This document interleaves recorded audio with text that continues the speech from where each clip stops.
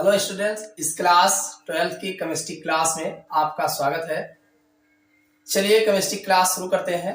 आज हम इस केमिस्ट्री क्लास में नॉर्मलता और मोल प्रभाज क्या होते हैं इनके बारे में हम डिटेल से जानने वाले हैं।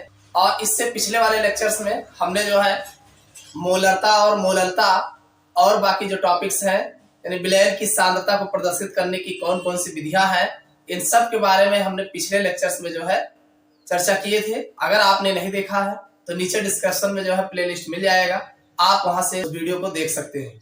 तो आप कॉपी पेन ले लीजिए और जो है तैयार हो जाइए। हम केमिस्ट्री क्लास शुरू करते हैं। जब तक आप कॉपी पेन निकाल रहे हैं तब तक एक छोटी सी कहानी हम आपको बताते हैं। देखिए, आपने शिवाजी का नाम सुना होगा। तो शिवाजी जो थे ये पहले जो है जितने भी युद्ध लड़ते थे हार जाया करते थे। एक दिन ये जो है अपने सैनिकों के साथ निकल रहे थे और रास्ते में जंगल में जो है ये रास्ता अपना भटक जाते हैं और फिर ये अकेले हो जाते हैं। ये भूख से बहुत व्याकुल रहते थे, अकेले पड़ गए थे और फिर इनको जो है झोपड़ी जो है दिखाई देती है।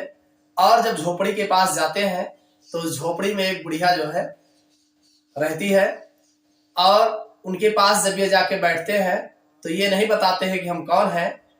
तो वहां जब जाते हैं तो ये बहुत थके हुए रहते हैं। तो इनको देख करके वो बुढ़िया जो है इनको लाके गर्म पानी जो है देती है और हाथ मुंह धुलने के लिए कहती है। शिवाजी हाथ पांव धुलते हैं। धुलने के बाद जब बैठते हैं तो इनको जो है ताज़ा खाना जो है खिचड़ी जो है परोसा जाता है। तो अब जब खिचड़ी पाते हैं तो भूख से व्याकुल रहते हैं और इस भूख के कारण जो है तो तुरंत जो है बीच में हाथ डाल के जो है निकाल के खाना चाहते हैं और जैसे ही उठा के मुंह में रखते हैं और वो जल जाते हैं। जैसे जल जाते हैं यह देखकर बुढ़िया ने कहा कि यही गलती शिवाजी करते हैं। उन्होंने कहा ऐसा क्या है माताजी? उन्होंने कहा कि शिवाजी जो है उनको बहुत जल्दी रहती है जीतने के लिए और वो बीच में जो है जाकर के भिड़ जाते हैं, जिससे जो है वो परास्त हो जाते हैं।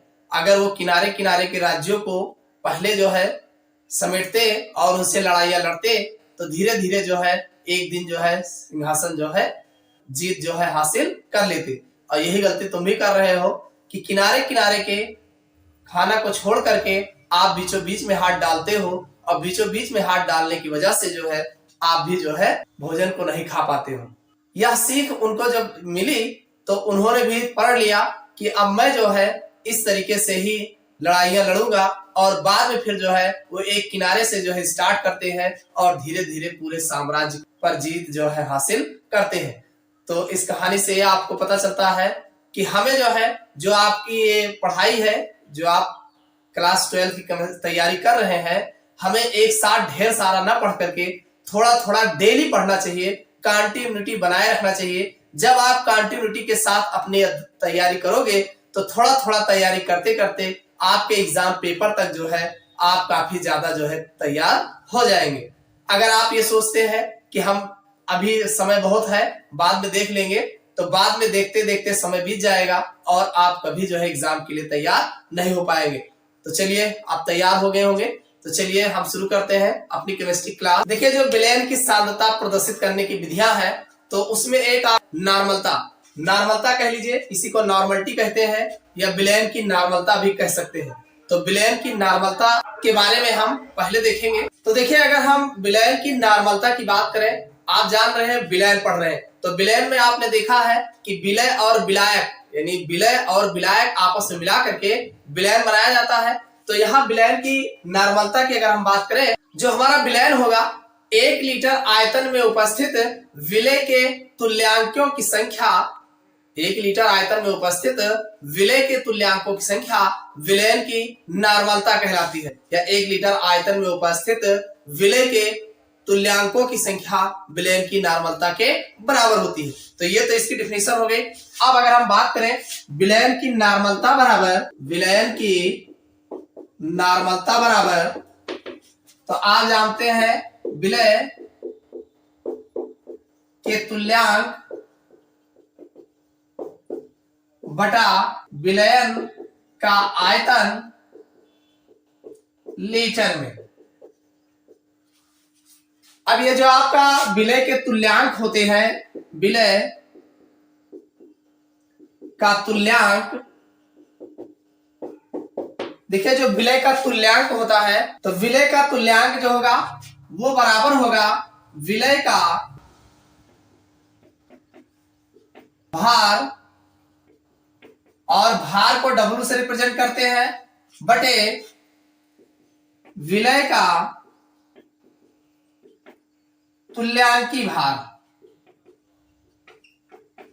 तुल्यांकी भार जिसे E से प्रदर्शित करते हैं।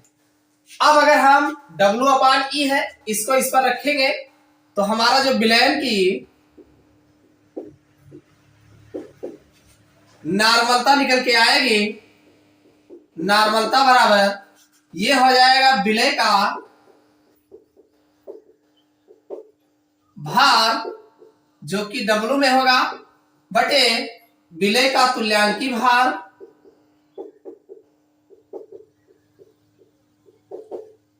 तुल्यांकी भार, और तुल्यांकी भार को E से प्रदर्शित करते हैं, गुणे विलयन का आयतन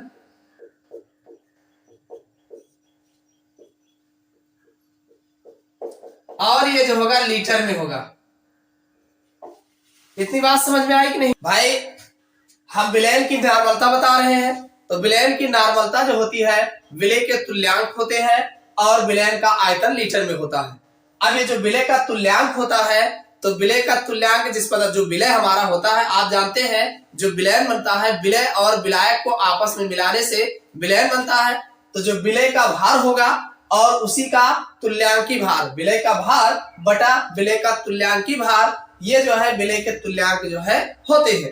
तो अब इसको जब इस पे रखेंगे आप, तो विलयन की नॉर्मलता जो हमारी निकल के आएगी विलय का भार, अब चाहे आप विलय का भार कह लीजिए, चाहे विलय का द्रव्यमान कह लीजिए, जो भी आप कहना चाहे कह सकते हैं।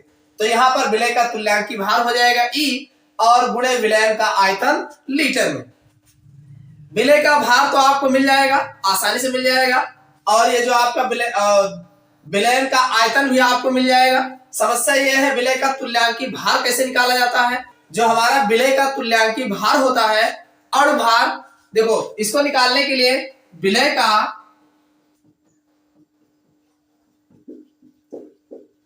तुल्यांकी भार बराबर, तो इसे E से प्रदर्शित करते हैं, तो तुल्यांकी भार जो होता है विलय का अणु भार, विलय का अणु भार, मोलर मास जिसे कहते हैं। अणु भार तो निकालना आता ही होगा, नहीं आता होगा तभी बता देंगे। और नीचे आपका अब ये जो हमारा विलय होगा अम्ल है कि क्षार है क्या है, इसके ऊपर निर्भर करता है। अगर अम्ल होगा तो उसकी क्षारीयता ली जाएगी, और अगर क्षार होगा तो उसकी अम्लीयता लिया जाएगा। तो यहां पर जो है विलय की अम्लीयता अथवा क्षारीयता, भाई अगर अम्ल होगा तो उसकी क्षारीयता ली जाएगी, क्षार होगा तो उसकी अम्लीयता ली जाएगी, यानी जैसा होगा उसी तरीके से जो है इसका तुल्यांकी भार निकाला जाएगा। तो विलयन की नॉर्मलता क्या होती है, इतना समझ में आ गया होगा कि विलयन के 1 लीटर में विलय के तुल्यांकों की संख्या, जो जितनी तुल्यांकों की संख्या होगी वह विलयन की जो है नॉर्मलता कहलाती है। या किसी विलयन के 1 लीटर आयतन में उपस्थित मिलीग्राम की संख्या, वो उसकी विलयन की नॉर्मलता कहलाती है। तो विलयन की नॉर्मलता जो है विलय के तुल्यांक जो होगा और बटे विलयन का आयतन लीटर में लिया जाएगा। फिर जो है विलय, हमारा विलय के तुल्यांक होगा वो विलय का भार बटा विलय का तुल्यांकी भार होगा। तो विलय का भार और ये जो विलयन की नॉर्मलता, देखो इस तुल्यांक के स्थान पर जो है इसको उठा के रख देंगे, तो ये हमारा विलय का भार बटे विलय का तुल्यांकी भार गुणे विलयन का आयतन लीटर में आएगा। अगर आप ऐसे लिखना चाहें तो देखो नॉर्मलता को कैपिटल N से लिखा जाता है, ये स्मॉल में विलय का भार हो जाएगा, और नीचे जो है कैपिटल E हो, यह आपका तुल्यांकी भार हो जाएगा, गुणे V जो है वो लीटर में होगा। तो ये फार्मूला निकल के आएगा। इसको आप ऐसे भी लिख सकते हैं, N गुणे E बराबर W/V, ये हो जाएगा। इस W/V को जो है शक्ति कहा जाता है, शक्ति जिसे स्ट्रेंथ बोला जाता है, और N गुणे E जो होता है ये विलयन की शक्ति होती है, विलयन की शक्ति कहा जाता है। तो इसको आप जाने रहेगा, ये भी आपको काम लगेगा। चलिए इस पर हम एक उदाहरण देखते हैं। देखिए अगर हम इसके एग्जाम्पल की बात करें तो हमारे पास एक एग्जाम्पल है, 4 ग्राम NaOH को जल में घोलकर विलयन का कुल आयतन 250 ml कर दिया गया, विलयन की नॉर्मलता ज्ञात कीजिए। देखिए क्वेश्चन अगर समझ में आएगा तो आप आसानी से बना ले जाओगे। कह रहा है 4 ग्राम NaOH को जल में घोलकर, यानी हमारा जो 4 ग्राम NaOH है इसको हम जल में घोल रहे हैं, और जल हमारा जो है, अब इसमें विलय और विलायक कौन है, तो देखिए 4 ग्राम NaOH को आप घोल रहे हो, किसमें घोल रहे हो, जल में। तो जल आप जल में घोल रहे हो, जाहिर सी बात है जल ज्यादा होगा, तो जल ज्यादा होगा तो हमारा विलायक होगा, और जिसको घोल रहे हो वो हमारा विलय होगा। तो अब आयतन 250 ml कर दिया गया, विलयन की नॉर्मलता ज्ञात करनी है। आप जानते हैं विलयन की नॉर्मलता का जो फार्मूला होता है N बराबर W/E गुणे V, और वो भी लीटर में। ये फार्मूला आपको पता है।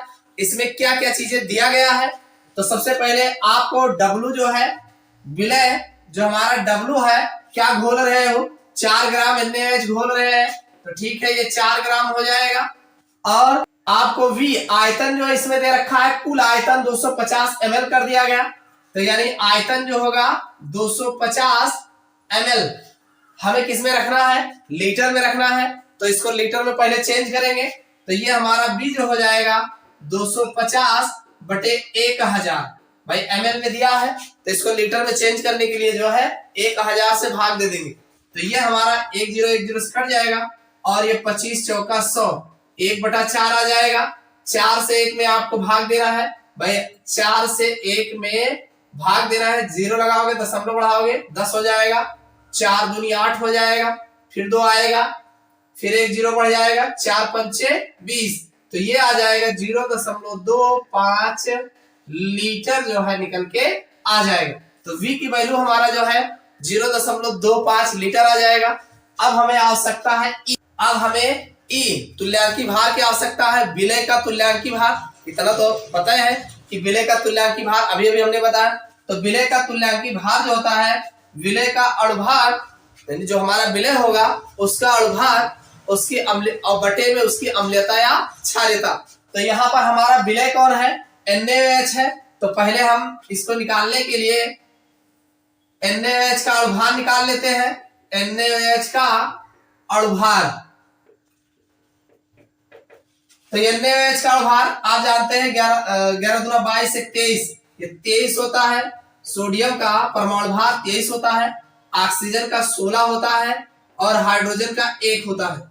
इसको आप जोड़ेंगे तो 6 7 3 10, और 1 2 1 3 1 4, ये इसका NaOH का अणुभार जो है 40 जो है निकल के आ जाएगी। अब अगर हम तुल्यांकी भार E की बात करें तो अणुभार आप जानते हैं, अणुभार बटे अम्लीयता या क्षारीयता होती है, अम्लीयता या क्षारीयता होती है। आप जो देख रहे हैं अणुभार तो इसका 40 है। अब ये चूंकि NaOH है, क्षार है, तो इसकी अम्लीयता देखना है। देखिए इसमें होता क्या है कि आप NaOH को जब भी तोड़ोगे, NaOH को, तो ये Na+ चार्ज और OH नेगेटिव चार्ज में टूटेगा। आपको पता है NaOH को जब भी तोड़ोगे तो Na+ charge OH negative charge, तो इस पर आवेश कितना लग रहा है, देखो जितना प्लस लगेगा उतने माइनस लगेगा, तो प्लस माइनस इक्वल होगा। तो एक आवेश कोई पकड़ के आप ज्यादा दिमाग ना लगा पाओ तो केवल इतना देख लो कितना एक आवेश है। तो एक आवेश आप Na पर अगर देखते हैं तो एक ही प्लस चार्ज लगा है, तो ठीक है, तो उसी हिसाब से नेगेटिव चार्ज भी एक ही होगा। तो इसकी जो अम्लीयता या क्षारता होगी, अब चूंकि क्षार है तो इसकी अम्लीयता जो है 1 होगी, और जब 1 होगा तो 1 से आप इसमें डिवाइड करोगे तो ये आपका उतना ही आ जाएगा। मीन्स तुल्यांकी भार जो इसका होगा सोडियम हाइड्रोक्साइड का, वो 40 होगा। इतना समझ में आ गया। अब हम जो है इस फार्मूले पे रख देंगे। तो विलयन की जो नॉर्मलता M बराबर है W/E गुणे V। W की वैल्यू हमने अभी अभी बताया 4 ग्राम है, 4 ऊपर हो जाएगा।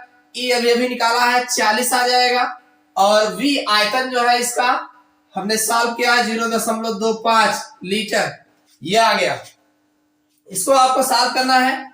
आप देख रहे हैं नीचे दशमलव में है, तो ये पॉइंट हटाएंगे, इसके लिए एक पॉइंट यहां लगा दीजिए और 2 जीरो बढ़ा दीजिए, इसके इक्वल हो जाएगा। इस तरीके से आप इसको हटाएंगे तो ये आ जाएगा 400/40 और गुणे 25। आप इसको ऐसा कर सकते हैं, 1 जीरो 1 जीरो से कट जाएगा, 4 दहम्मा 40, यानी ऊपर जो है 10 आ जाएगा और नीचे 25 आ जाएगा। 25 से 10 में आप डिवाइड कर दीजिए, तो आप 25 से 10 में जब आप डिवाइड करेंगे तो जीरो लगाएंगे, दशमलव बढ़ाएंगे, 100 होगा और 25 चौका 100 आ जाएगा। तो ये आपका नॉर्मलता जो निकल के आएगी 0.4 तुल्यांक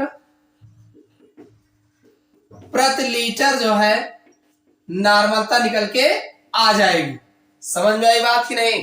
देखो आप जानते हैं नॉर्मलता जो होता है तुल्यांक बटे विलयन का आयतन होता है, और आयतन लीटर में होता है, तो ये तुल्यांक हो जाएगा और ये लीटर हो जाएगा। इतनी बात समझ में आएगी नहीं? हमने कुछ नहीं किया, जो जो चीजें दिया गया है पहले आप उनको आप नोट कर लीजिए।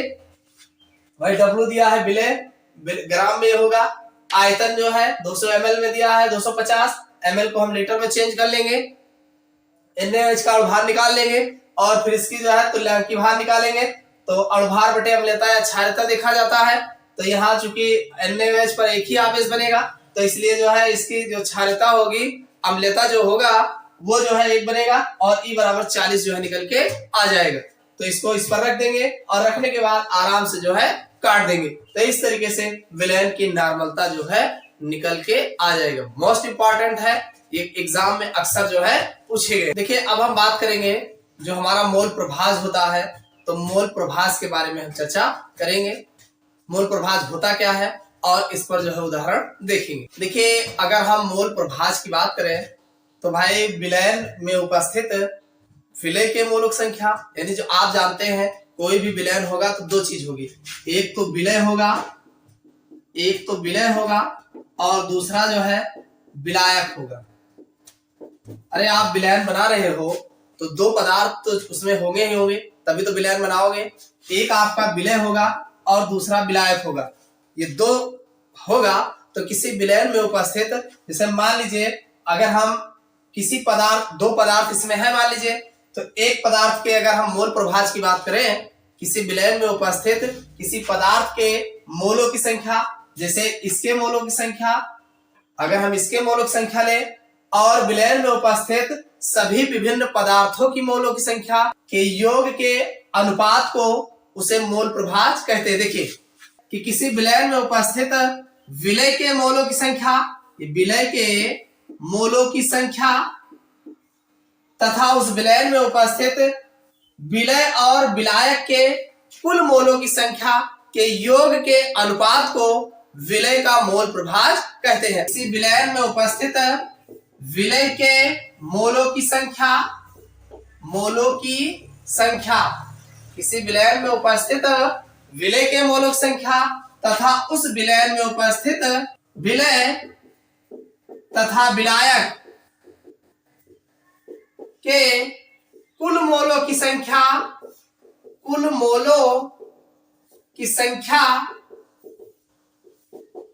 के योग के अनुपात को, आप देख रहे हैं इन दोनों का अनुपात है।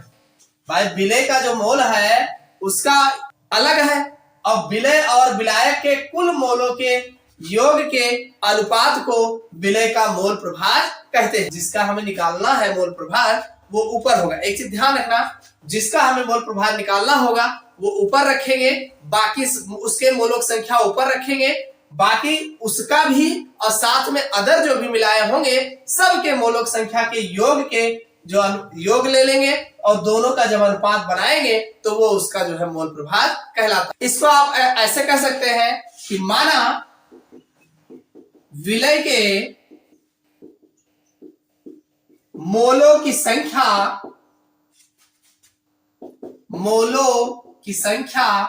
बराबर स्मॉल m। आप जानते हैं विलय और विलायक में विलय के मोलों की संख्या को हमेशा स्मॉल m से लिखा जाता है तथा विलायक के मोलों की संख्या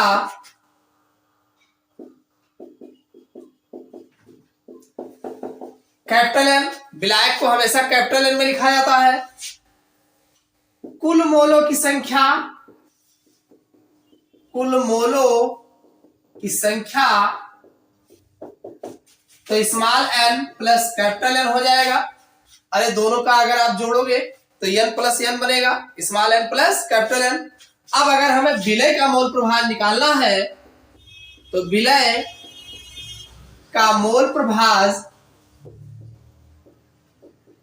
विलय का मोल प्रभाज, देखिए विलय का निकाल रहे हो तो विलय के मोलों की संख्या ऊपर हो जाएगी।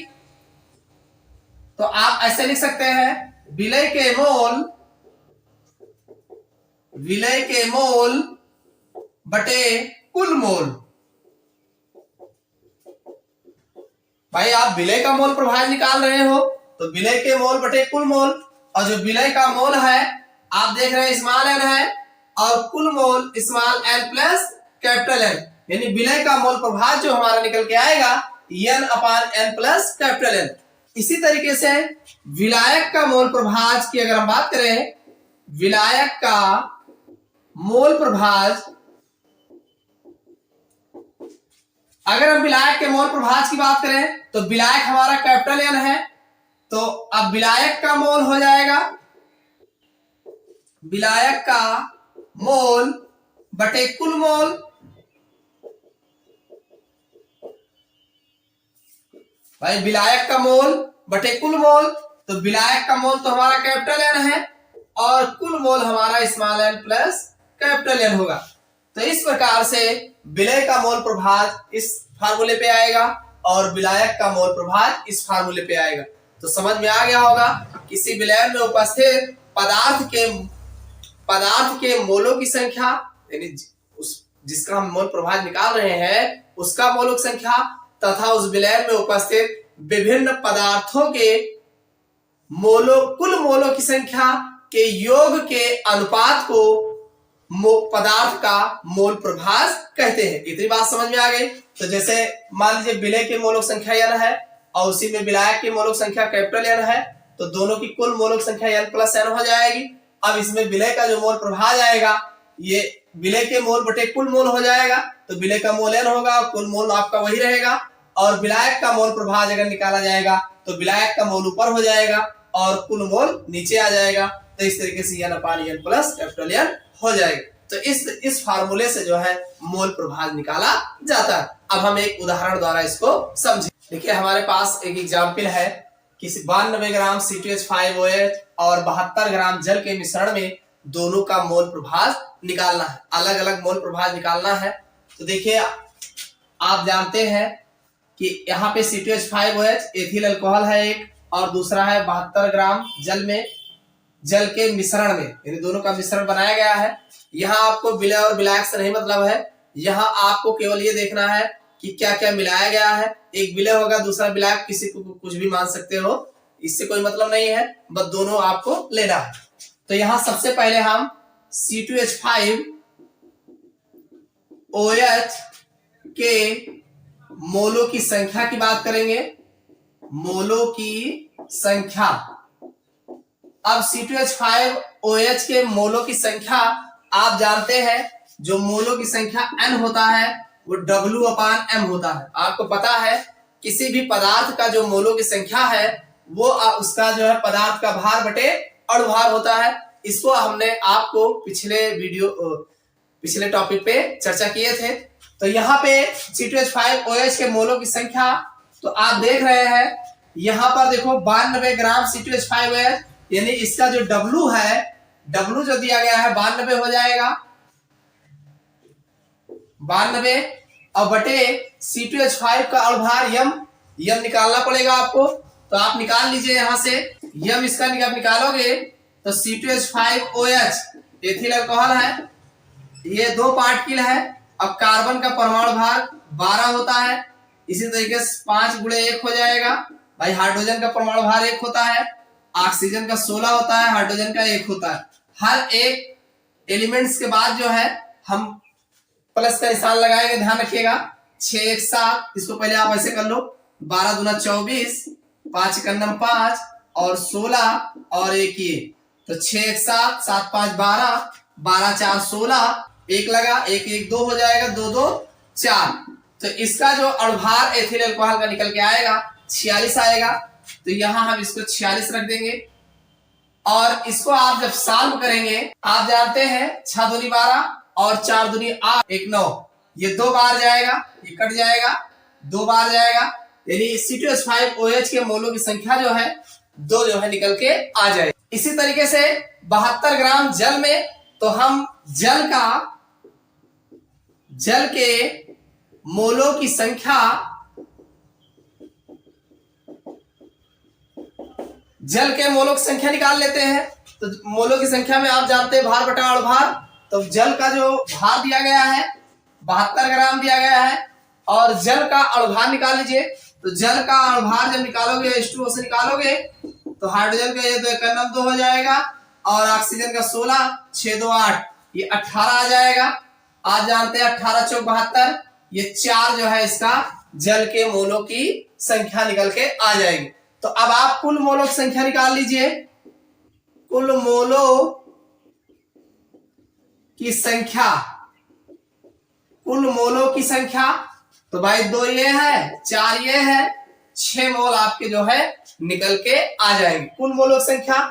अब आपको दोनों का मोल प्रभाज निकालना है। तो पहले हम C2H5OH का मोल प्रभाज देखेंगे। C2H5OH का मोल प्रभाज, जब आप C2H5OH का मोल प्रभाज देखेंगे तो भाई इसके मोलों की संख्या यानी C2H5OH के मोलों की संख्या बटे में आपका आ जाएगा कुल मोलों की संख्या। कुल मोलों की संख्या, भाई आप C2H5OH का मोल प्रभाज निकाल रहे हो तो C2H5OH के मोलों की संख्या हो जाएगी और नीचे कुल मोलों की संख्या, तो C2H5OH के मोलों की संख्या 2 है, ये 2 हो जाएगा और कुल मोलों की संख्या अभी भी निकाले हो 6। इसको आप सॉल्व कर दीजिए।